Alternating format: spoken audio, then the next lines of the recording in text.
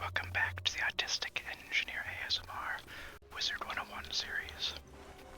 We gotta go and shove some stinky goo down some gobblers' scouters' throats after we smack them around a bit.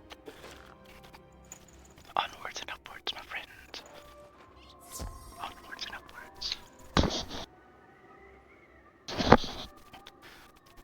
Let's start with these bloodies.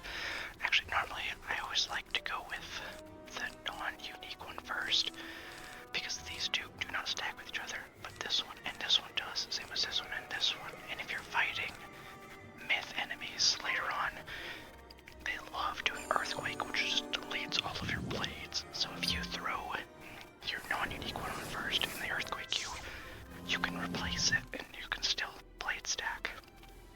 But if you throw your unique one on first and then they Earthquake you, you can no longer blade stack, so it really cuts down how much damage you can do early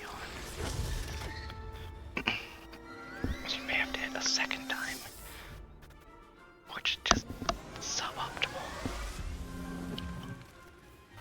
And I know, shouldn't optimize fun out of games, because then it's no longer fun, but still.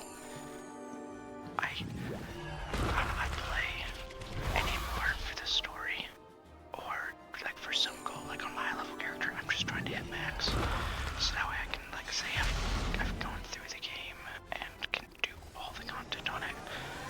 In this character I'm specifically playing for the story, so you know, a lot of the gameplay is boring, repetitive, just fighting these guys.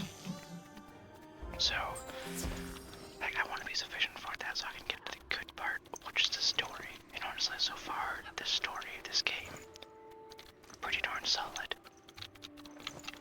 Well, Mindy, I did it. I shoved the stinkweed goo down their throats. All done? Excellent. Let's see if the potion had any effect. I'm gonna go out on a limb and say the potion didn't quite work. I don't want to bother the headmaster. But I know. The Gobbler King lives in the large palace at the very end of the street. Maybe we can reason with him. sure we can. I'll try to brew a stronger potion. See if you can make a deal with the Gobbler King to stop eating and leave the city. Okay, I'll do what I can, but don't hold your breath. Let's see, it'd be Eldrith Perch.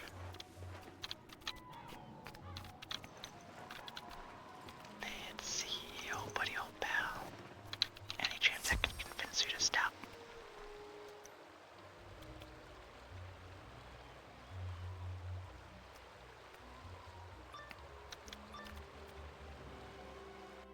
You'll have to get past me if you want to see the king. Okay, I can manage that. Seems how my AoE's been doing like 700 and some damage. I don't think this is gonna be a challenge. Oh yeah, I'll be able to raffle stomp you, you scrub lord.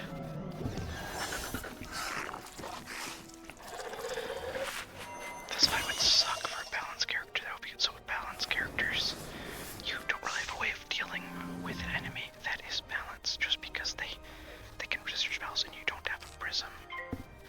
Like honestly, balance is not a bad school for soloing, because you've got decent health, decent resist, decent damage. Like overall really useful spells. Until you fight balanced enemies, then you're just SOL. The only real ways around that are you've got two, pretty much. Or three. One, you can just take these little crappy, like, individual hitters and do, like, use balanced spells and do non-balanced damage. But that's really inefficient because you have to single hit all the enemies. The other option is you can get these super hard to get ground-only bets that give you a balance spell that deals non-balanced damage that's an AoE. Or you can just take the opossum bet and just stack a bunch of Pierce, which is what I normally do because it's way easier and like less expensive. Hello, Gobbler King. A tiny wizard. Hello, tiny wizard. Have you come to surrender your city? No, not exactly, buddy. You want us to leave? Oh no! No, no, no!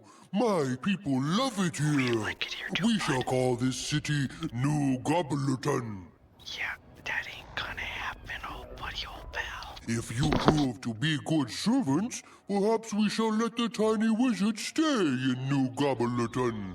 Here is my royal decree. Or we just smack you around. You pick up the royal decree to take back to Mindy Pixie Crown. Something tells me this might not end well for you, buddy.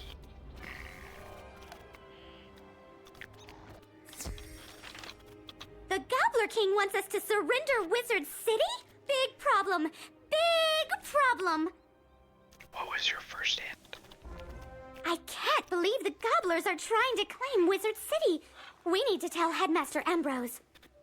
Aye, aye. Take the Gobbler King's royal decree to Headmaster Ambrose. See what he thinks we should do. Not a bad idea, Mindy. Let the adults handle the situation. Even though I know his response is going to be to send a child. Which, I mean, clearly the children in this game have proven to be incredibly competent. More so than the adults. Maybe they're like, maybe in this reality, they're kind of like the goblins from Clash of Clans. I'm just trying to get some of the blue orbs for mana. Or maybe they're like, goblins from Clash of Clans where, like, their brains shrink as they get older. So, like, young goblins are crazy smart and old goblins are really dumb. Maybe that's the situation here, and there are just a few that are exceptions, like the school teachers, pretty much. And Malistaire, obviously. But I guess he was a school teacher, but now he's not, so... I don't know. Still feel the need to include him. Merle Ambrose. Someone, is kind of coming after us, buddy. What? This decree doesn't even make sense. It's just pictures of ice cream and chickens drawn in crayon. I mean, it sounds like a good time to me. Headmaster Ambrose shakes his head sadly. The gobblers may be a larger problem than we realized. I hate to ask, but you need to go duel some of them to test their strength. Aye, aye. I can manage that.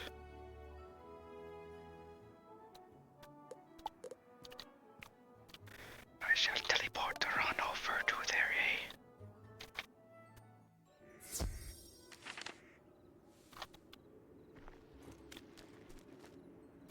Okay.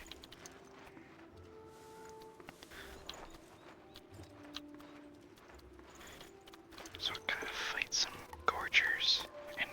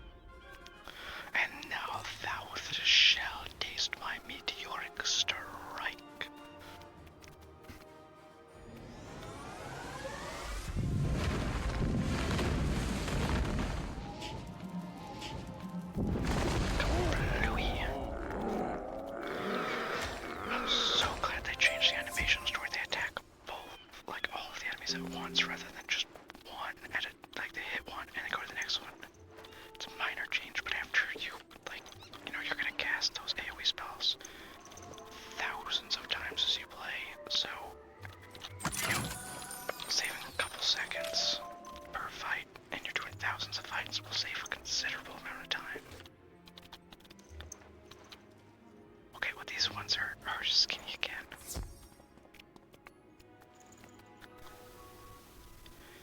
But that's what people don't realize. They're like, oh hey, can we add this little thing to the process? And then, yeah, sure, we can add the little thing to the process. It's not a big deal. Like, okay, well, can we also add this, and this, and this, and this, and like, individually, none of them are big deals. But when you start adding all of them up, then all of a sudden they've added like 30 minutes to everything, and then it just gets just ludicrous. And I feel like that's where a lot of bureaucracies comes from. You know, you get into corporations that are too big, and they start doing that, or dealing with government things, and just there's so many tiny little things. They're just so inefficient just because they've been bogged down.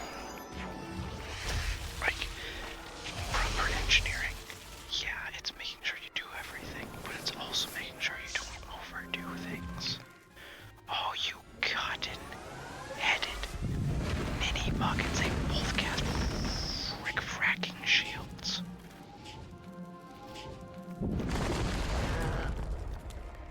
That's suboptimal. Oh, this is gonna be painful.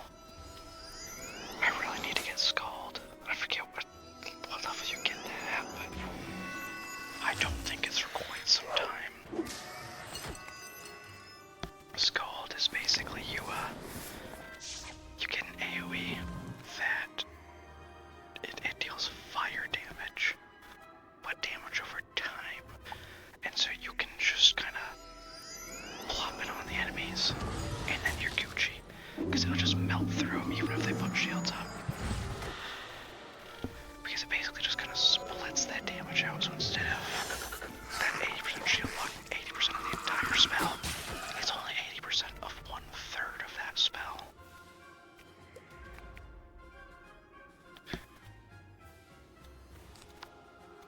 Which, it just, it's handy.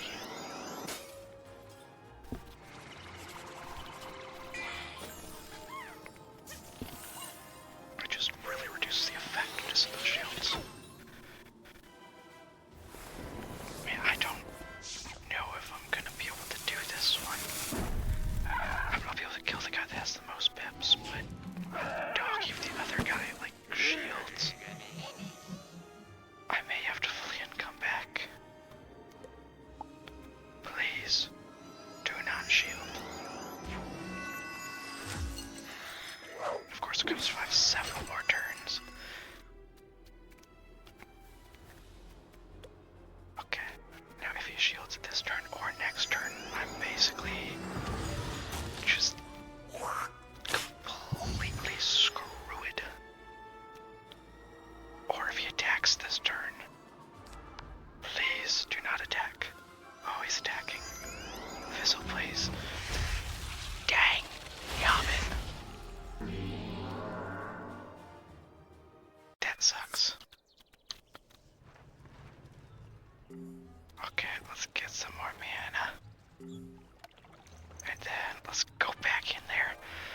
Let's slightly change things up. Let's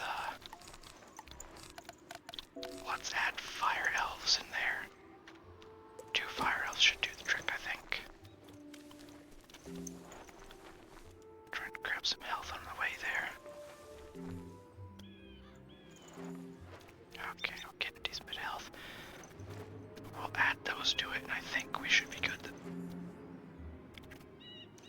Ice guys are just the bane of my existence early on.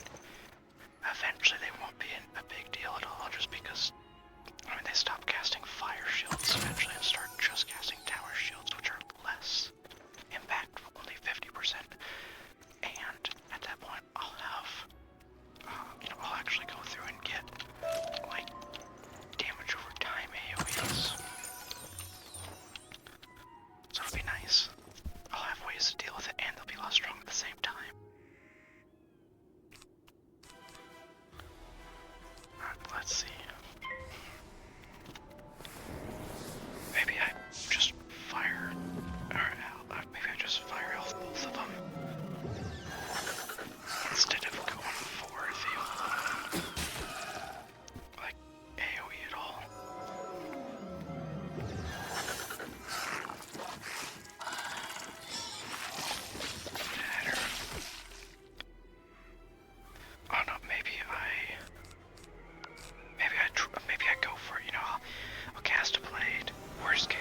I just do a really powerful fire elf on one of them. Best case scenario, I just hit it with AoE this turn. Or this coming turn. Son of a nutcracker.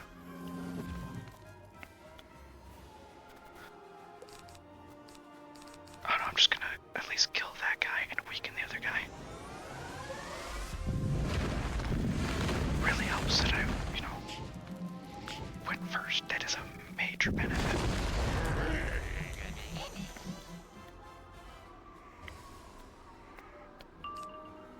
Oh yeah. You're gonna get raffle stomped now, bucko. What is my power whip chance? It cannot be terribly high.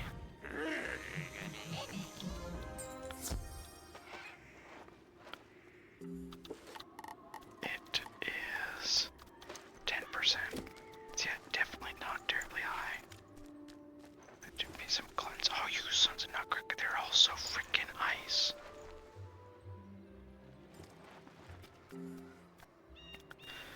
Well, we'll see how this one goes. Please go first, please go first, please go first. Dang nabbit. Well, we'll see how this goes then. I think I'll try the same strat as before.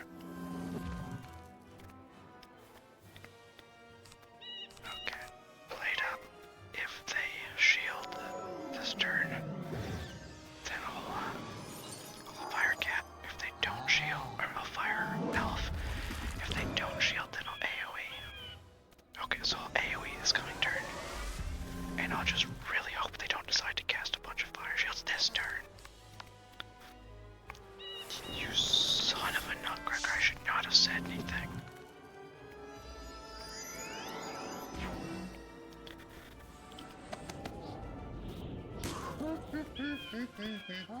At least they don't do a whole lot of damage. I say that and I'm down to half health. But that's more so just because of the fact that fire wizards have very little health. You're pretty much a class cannon if you're fire, myth, or storm. Albeit storm is to the extreme end of that.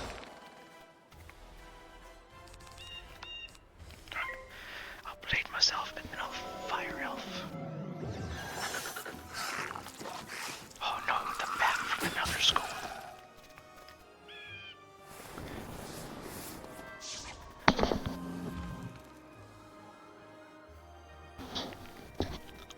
And now that was shall perish.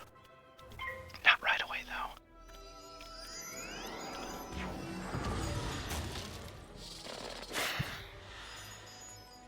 I'm definitely getting lower on the health pool than I would prefer. On death, every time you hit, you're like boom, back up to max health. Okay, he'll be dead this turn. And Bluey, he done been kablamoed. Would just hither. Alright, let's talk to Merle. Oh, Merle Ambrosi. Get that wooden chest. And then, yeah, I'll go back to El Cummins.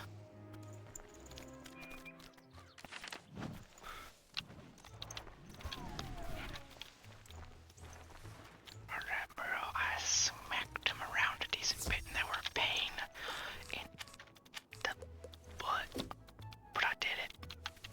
Good. Now that we know how strong the gobblers are, I have a plan. Good. Please deliver this letter to Mindy Pixie Crown for me. Your hard work will pay off, I promise. Good. I hope so, because those last fights were irritating. Headmaster Ambrose hands you an official-looking document. Oh, good. I wouldn't want it to be unofficial looking.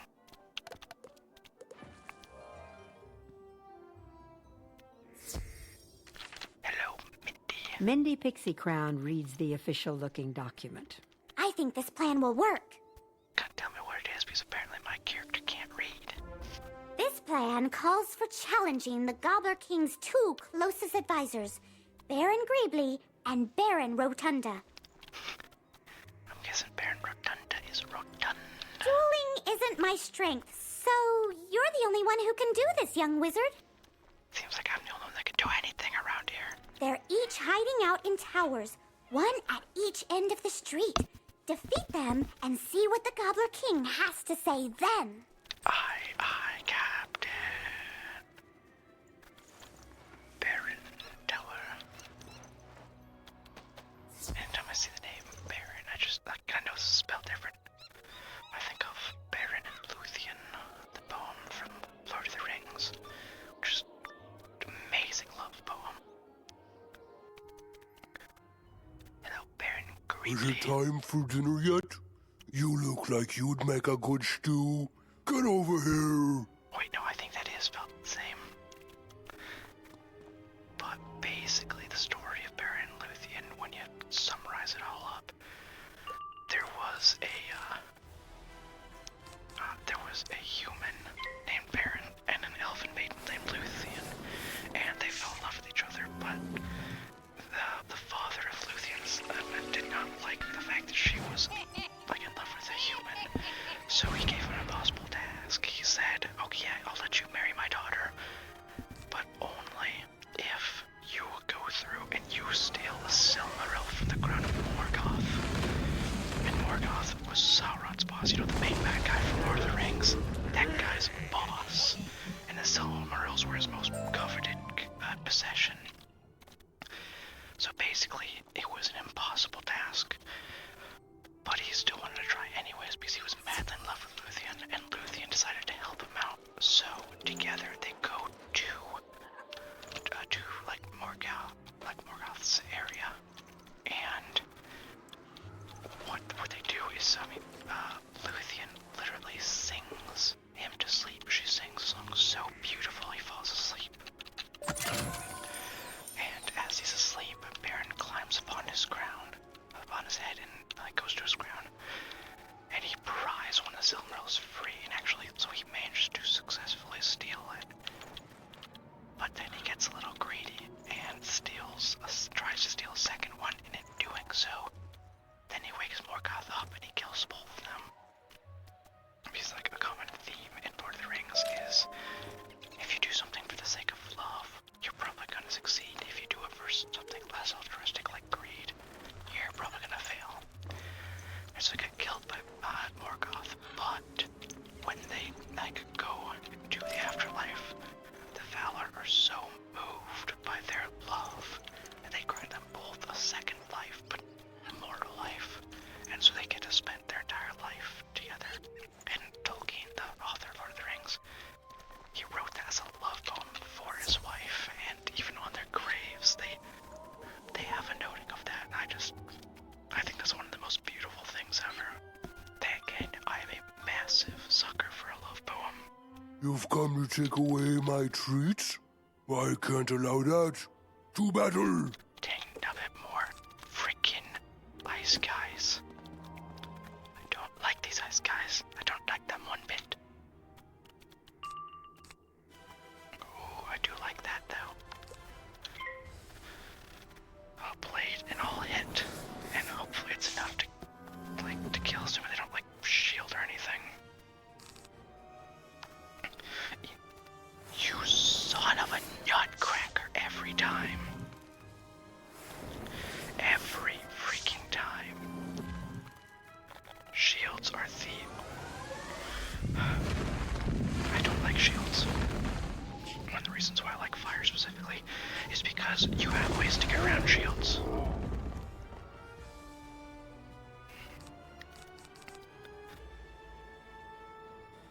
Alright, let's see. I'm gonna go through and fire elf the boss with 2 blades, and then I'll start whittling down the minion. I think that's my best bet. I've got the health I can outlast a bit, so I can afford to double blade into a fire elf with both of them at me, I think. That'll maximize my DPS against the boss, and then I'll be able to go through and focus the minion.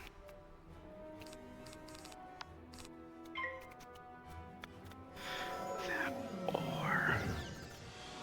Oh no, am I able to one-shot the boss?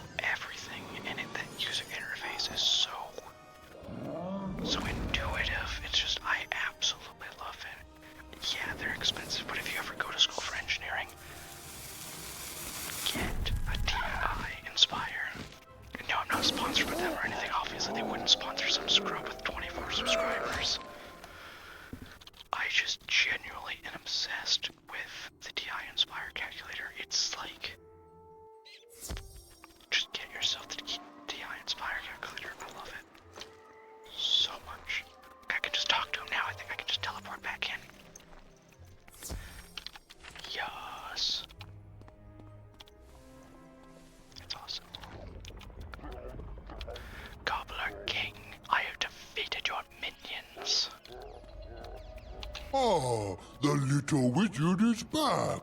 Are you ready to surrender now? I just took out your army, bro. You tell the Gobbler King about your battles with Barons Greebly and Rotunda. What? You defeated them? I find that hard to believe. I'll have to send someone to find out if what you say is true or not. Do it. I dare Just you. as the Gobbler King is getting ready to call, a messenger breaks into the room. Told ya. Sir, the two barons have been defeated by a student wizard. What shall we do? Oh dear. What you said is true. Then that means New Gobblerton, Wizard City, is yours. Spare me and my people, wizard. We mean you no harm. I'll see what I can do. We'll talk to Merle. I ask that we are allowed to stay here. Our old home was filled with witches, and we are too scared to go back. I promise we will not eat so much. You know we have a bunch of my wizards word. here, right? Wizards and witches here, so it's not much better. Alright, I'll talk to Mindy. Am I level 11 yet? Yes, I am. Awesome. So I'm almost there to 12. Amazing, young wizard. You have brought peace with the gobblers. You've done a great job. Couldn't have done it without you and your useless potion. Be sure to tell Headmaster Ambrose what the Gobbler King said. Now I can get back to my project. Sounds like a plan. I'll go turn this into Merle Ambrose, and then I think I'll probably call it a day. I'll talk to Merle first, though.